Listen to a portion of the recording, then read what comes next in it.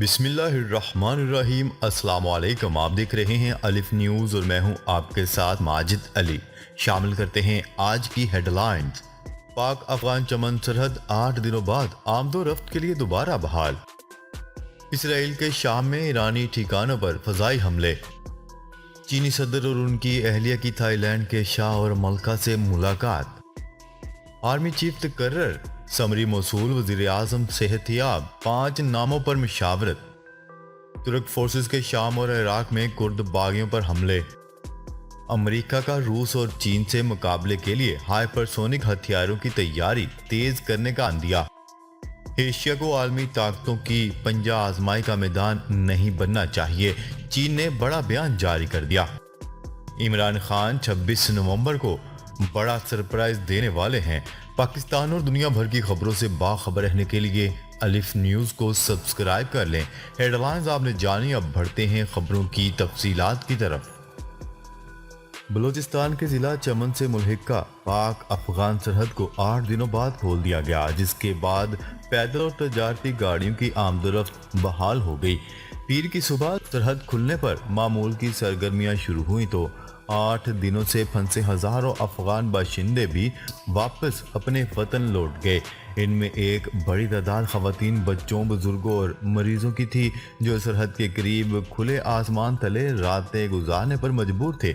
दूसरी जानिब भी फंसे हुए पाकिस्तानियों ने सरहद खुलने पर इत्मीनान का सांस लिया। हुकाम के मुताबिक सरहद खोलने का फैसला पाकिस्तान और अफगान हुकाम के दरमियान एतवार को होने वाले इजलास में किया गया। इजलास में दोनों ममालिक के सरहदी शहरों के अस्करी व सिविल अफसरान ने शिरकत की। डिप्टी कमिश्नर चमन अब्दुल हमीद ज़ाहरी ने अपने एक बयान में कहा कि तालिबान ने बाब दोस्ती पर फायरिंग के वाक़े में मुलव्वस मुल्ज़म की गिरफ्तारी और सख्त सजाएं देने की यकीन दहानी करवाई। पाक अफगान सरहद को मुश्तरका दरवाजे बाब दोस्ती पर 13 नवंबर की दोपहर को पेश आने वाले फायरिंग के वाक़े के बाद पाकिस्तानी हुकाम ने एहतजाजन बंद कर दिया था।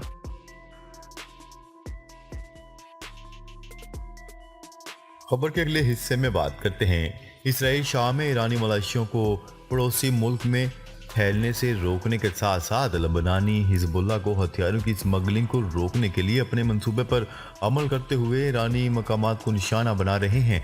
बाखबर ज़राए ने इतला दी है कि इसराइली तैयारों ने हफ्ते की सुबह शाम के साहली इलाकों में ईरानी तंसीबात को निशाना बनाते हुए फ़ज़ाई हमले किए, जो कि समंदरी इलाके में इंटेलिजेंस मालूमात जमा करने के मराकज़ के तौर पर इस्तेमाल होते हैं। ये ठिकाने ईरान की तरफ से शाम में फौजी मराकज़ और वहाँ पर ईरानी सरगर्मियों के लिए इस्तेमाल किए जाते हैं। इन हमलों में शामी हुकूमत की बहरिया से ताल्लुक़ रखने वाले ठिकानों को भी निशाना बनाया गया, जिनके बुनियादी ढांचे और सहूलियात का ईरानियों ने फ़ायदा उठाया। आला वज़ीर ज़राए ने बताया है कि बमबारी में 2 शामी फौजी मारे गए जो ईरानियों की कमान में काम कर रहे थे। ज़राए ने वाज़ेह किया है कि ये हमले शाम के इन इलाकों में ईरानी मौजूदगी और पोजीशन को हटाने की मुहिम के तहत आते हैं, जो ईरानी फौजी मौजूदगी के गवाह हैं। काबिल ज़िक्र है कि गुज़िश्ता बरसों के दौरान तेल अवीव ने सैकड़ों फ़ज़ाई हमले किए, जिनमें शामी हुकूमत की फ़ौज के ठिकानों और ईरानी और हिजबुल्लाह के ठिकानों को निशाना बनाया गया।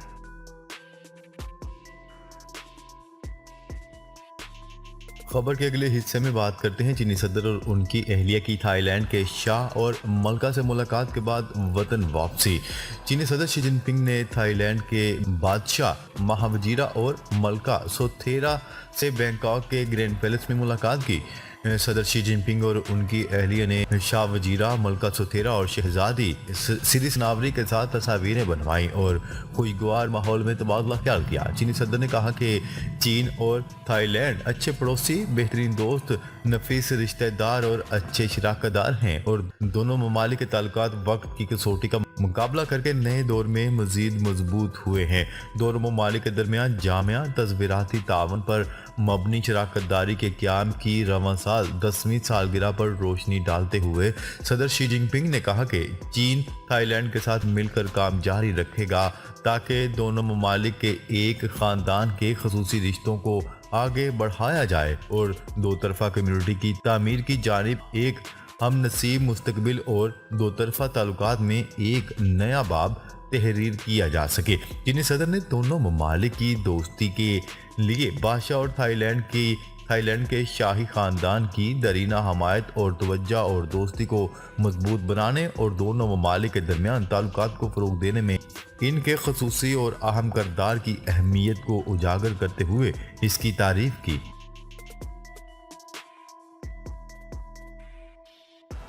खबर के अगले हिस्से में बात करते हैं नया आर्मी चीफ कौन होगा, 5 नाम वज़ीर आज़म को मौसूल हो गए। नून लीग के सेनेटर अफनान उल्लाह की जानिब से ट्वीट में लिखा गया कि नए आर्मी चीफ की तकर्री के लिए समरी वज़ीर आज़म हाउस को भिजवा दी गई है और वजारत दिफा ने 5 सीनियर जनरल्स की समरी भिजवाई है। दूसरी जानिब वज़राए के मुताबिक वज़ीर आज़म शहबाज शरीफ कोरोना से सेहतियाब हो गए हैं, उन्होंने दफ्तरी अमूर संभाल लिए हैं। वज़ीर दिफा ख्वाजा आसफ भी वज़ीर आज़म हाउस पहुँच गए। वज़ीर आज़म की आर्मी चीफ की तैनाती से मुतल्लिक मुशावरत जारी है। समरी से मुतल्लिक वज़ीर दिफा ख्वाजा आसफ ने वज़ीर आज़म को ब्रीफिंग दी।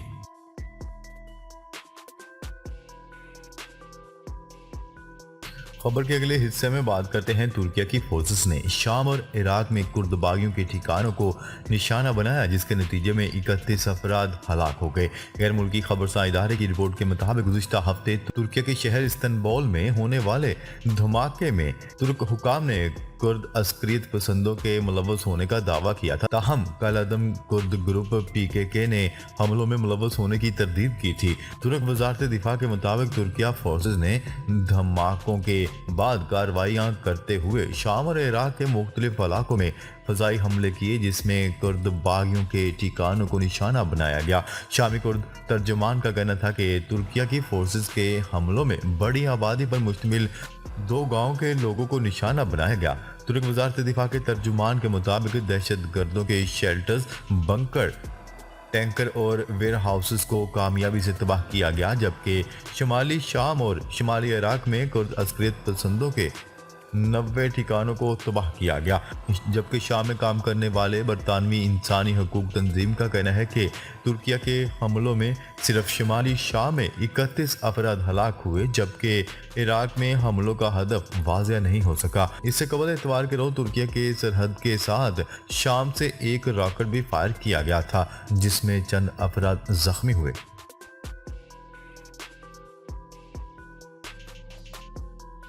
खबर के अगले हिस्से में बात करते हैं अमेरिका ने हाइपरसोनिक हथियारों में चीन और रूस की बढ़ोतरी का एतराफ़ करते हुए इन हथियारों की तैयारी तेज करने का अंदिया दे दिया। अमेरिकी नशरियाती अदारे ने मुल्की बहरिए के स्ट्रेटजिक सिस्टम्स प्रोग्राम के director vice admiral Johnny Wolf ने बयान के हवाले से बताया कि चीन और रूस ने ऐसे हथियार तैयार किए हैं जो अमेरिका के पास नहीं थे। हम भी मुकाबले के लिए इन हथियारों के जायजे और इस बारे में तहकीक की रफ्तार बढ़ाने को तैयार हैं, ताहम हमारे पास इनका कोई खरीदार नहीं। उन्होंने कहा कि हाइपरसोनिक हथियारों के फ़रोग के लिए डेटा इकट्ठा करने के लिए अमेरिकी फ़ौज ने गुज़िश्ता माह 2 हाइपरसोनिक मिसाइल तजर्बात भी किए। चूँकि चीन और रूस ऐसे हथियार तैयार कर चुके हैं जो हमारे पास नहीं। उधर कांग्रेशनल रिसर्च सर्विस के मुताबिक पेंटागन ने 1 अक्टूबर को शुरू होने वाले नए माली साल में इस मद में तहकीक के लिए $4.7 अरब की दरख्वास्त की, जो गुज़िश्ता माली साल की रकम $3.8 अरब से ज़्यादा है।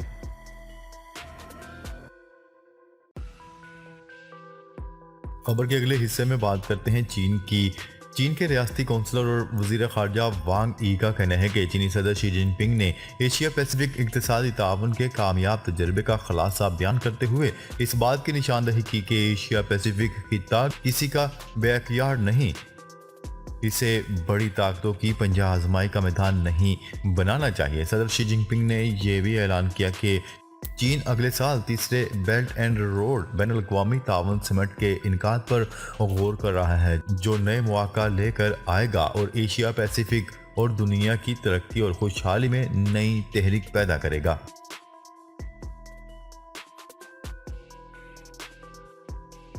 खबर के अगले हिस्से में बात करते हैं पाकिस्तान तहरीक इंसाफ के चेयरमैन और साबिक वज़ीर आज़म इमरान खान का कहना है कि 26 नवंबर को सबको सरप्राइज मिलेगा। मुझे इनकी मनसूबाबंदी का इल्म है और मैं आगे की प्लानिंग कर रहा हूँ। सहाफ़ियों से मुलाकात के दौरान उन्होंने आर्मी चीफ की तकर्री से मुतल्लिक कहा कि ये जिसको मर्जी चाहें आर्मी चीफ बनाए, मेरे लिए कोई मसला नहीं। अब ये लोग दोनों तरफ से फंस चुके हैं। पीटीआई चेयरमैन इमरान खान का कहना था कि इलेक्शन करवाते हैं तो ये लोग फारग हो जाएंगे, नहीं करवाते तो मुल्क दिवालिया होने का खतरा है। हमारी कोशिश है जल्द अज जल्द साफ शफाफ इंतखाबात का इनकाद मुमकिन हो। नए इंतखाबात के अलावा मुल्की मसाइल का कोई दूसरा हल नहीं। पाकिस्तान के साबिक वज़ीर आज़म का कहना था कि सदर पाकिस्तान डॉक्टर आरिफ अलवी के ज़रिए मुझे पैगामात भिजवाए गए हैं, लेकिन मेरा एक ही मुतालबा है, इलेक्शन की तारीख दें, इलेक्शन की तारीख दें, इसके बाद सारी बातचीत होगी। नाजरीन, अब तक के लिए इतना ही। मज़ीद खबरें लेकर वो जल्द आपकी खिदमत में हाजिर होंगे। तब तक के लिए अपना ख्याल रखिएगा। अल्लाह निगहबान।